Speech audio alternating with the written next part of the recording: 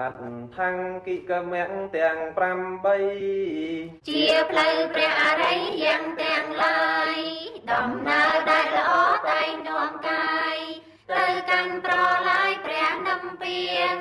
សម្មាទិដ្ឋិឃើញត្រូវស្រាញ់គឺព្រះអរិយសញ្ញទាំង4មាន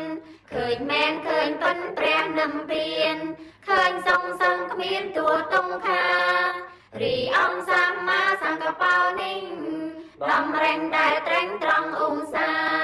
រារុញធុញធំក្តីប្រាថ្នាចិន្តាចំជាចាកម្មគុណសម្មាវាចាពលពាក្យពិនសុចរិតមិនពោលមុងសាសុនមិនសោកមិនសៀតឆ្លៀតពាក្យធ្ងន់ពាក្យណាជាគុណតែងចរចាសម្មាកមន្តោធ្វើការត្រូវជាផ្លូវមេធនមិនប្រាថ្នាមិនលោកមិនលួចទ្រព្យនរណាបាណាជាមិនសំឡំសិន